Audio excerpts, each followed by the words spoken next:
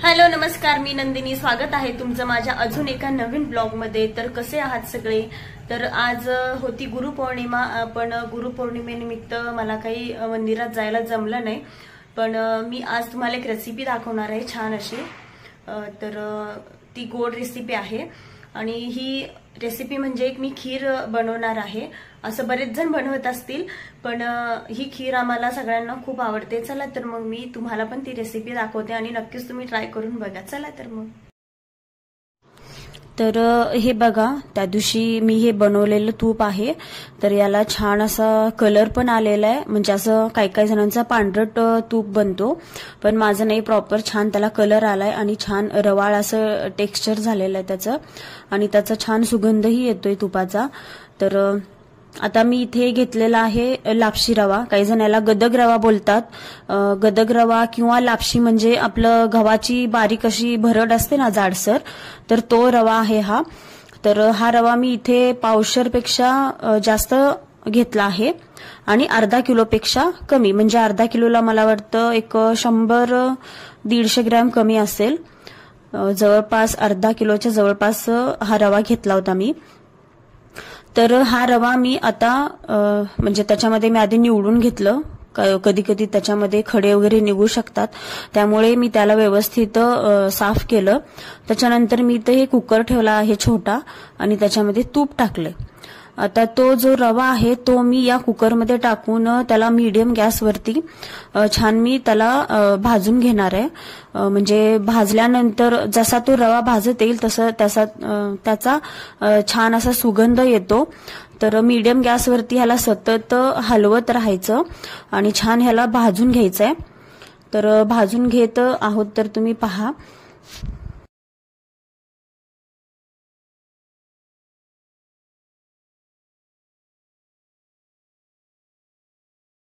तर आपला रवा इथे भाजून झालाय. मी आता त्याच्यामध्ये गरम पाणी टाकून घेते आणि थोडंसं मागे होऊन टाकते, कारण रवा खूप म्हणजे काय म्हणतात, कुकर गरम आहे खूप, तर पाणी एखाद्या वेळेस उडू शकतं. त्यामुळे मी आता हे पाण्याचा गॅस बंद करते आणि याच्यामध्ये पाणी ओतून घेते.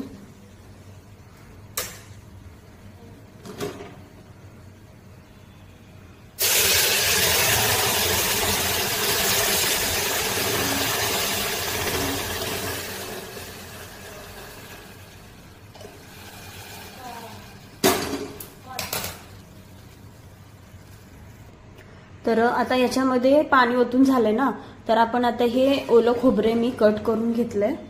तर हे ओलं खोबरं याच्यामध्ये टाकायचं, खूप छान लागतं.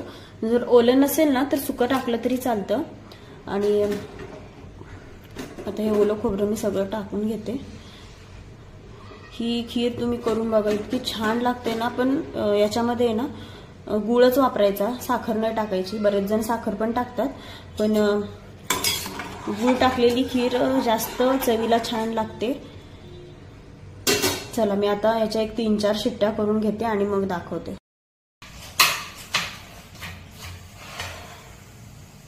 गूळ कापून हात दुखायला लागला माझा.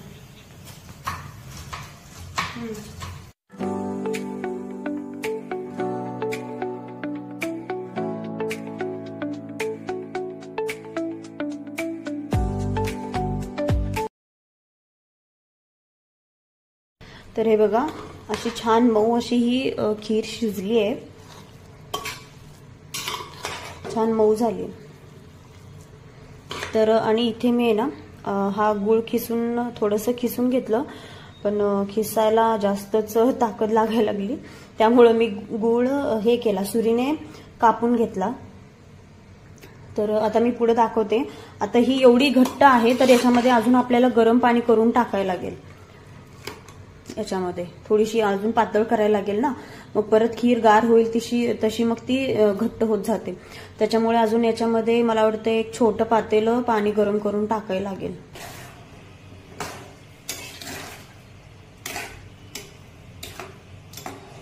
तर मी याच्यामध्ये आता ती खीर सगळी ओतून घेतली. तर या खिरीमध्ये ड्रायफ्रुट्स वगैरे टाकायची एवढी काही गरज नाहीये. तर या खिरीला गूळ, खोबरं, वेलची, जायफळ या गोष्टी बास होतात. पण शक्यतो आपापल्या आवडीनुसार बरेच जण बनवतात, तर आपापल्या आवडीनुसार आपण ड्रायफ्रुट्स टाकले तरी चांगलंच आहे. पण या खिरीला ज्या बेसिक गोष्टी मी थोड्याशा सांगितलेल्या आहेत तर तेवढ्या टाकल्या तरी पुरेसे आहेत. तर आपापल्या घरामध्ये या म्हणजे आधी ज्या मी सांगितलं की खोबरं, गूळ, तूप, जायफळ, वेलची या गोष्टी शक्यतो असतात, तर एवढ्या गोष्टी पुरेशा आहेत. तर तुम्हाला ड्रायफ्रुट्स वगैरे टाकायचे असतील तर तेही टाकून आपण करू शकतो.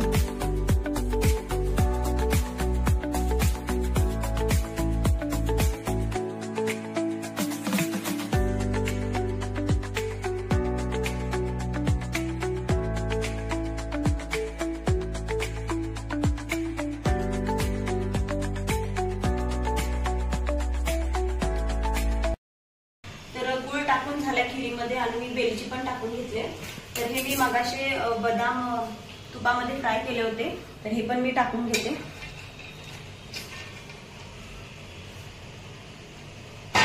आणि ही जायफळ आहे, तर जायफळ पण किसून घेते थोडी त्याच्यामध्ये.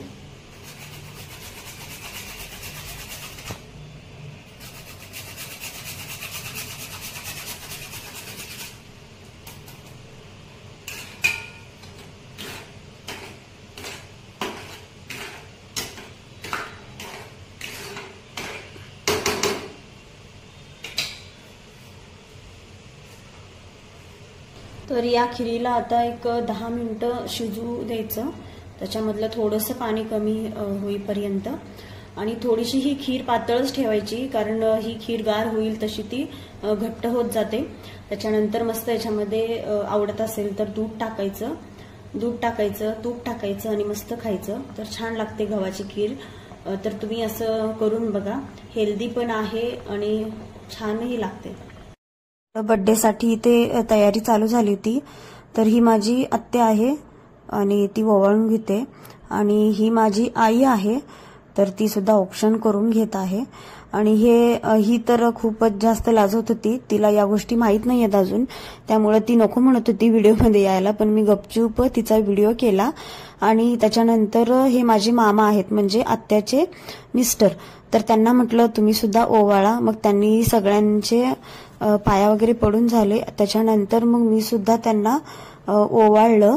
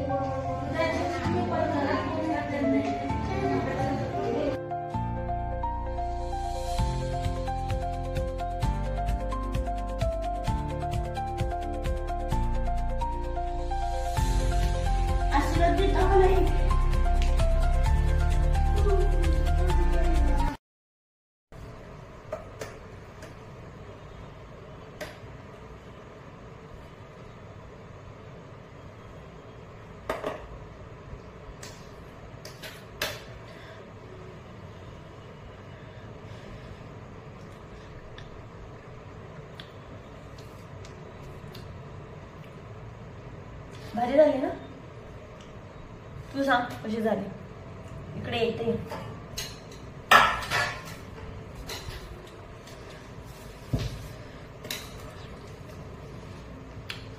मस्त झालं.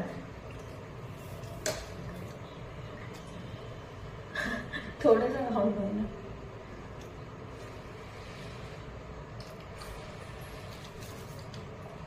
या तुम्ही खायला. खूप छान झाली खीर. हो ना पुन्हा? मस्त झाले. आणि मी अर्धा किलोच्या आसपास आणि 1/2 किलोच्या वर अशी ही काय म्हणतात त्याला, तो रवा घेतला होता गव्हाचा, तर आणि अर्धा किलो गूळ टाकलंय. आणि गोड पण छान आहे, एकदम गोडही नाही आणि कमीही नाही, आणि मस्त झाली खीर. तर तुम्ही पण ट्राय करून बघा. चला आम्ही जेवून घेतो, पुन्हा भेटूया आपण. तर इथे स्वयंपाक वगैरे सगळं आवरून झाल्यावर मी भरपूर अशी भांडी पडली होती, तर म्हटलं ही भांडी आधी सगळी घासून घ्यावी, कारण जास्त पसारा असला की बाकीचं काम करायलाही काही सुचत नाही. आणि रात्रीची भांडी रात्रीच घासली की सकाळी बाकीची कामं करायलाही सोपं आणि सुटसुटीत वाटतं. त्यामुळे मी रात्रीचं जे काय भांडे असतील ते सगळे मी रात्रीच घासून सगळं किचन वगैरे मी क्लीन करून घेते. आणि सगळे जिकडे तिकडे गेले होते, तर आम्ही दोघंच राहिलो होतो जेवायला, तर आम्ही दोघे पण जेवायला बसलो आणि किचन वगैरे सगळं आवरून घेतलं. किचन सुद्धा एकदम क्लीन आणि स्वच्छ करून घेतलं.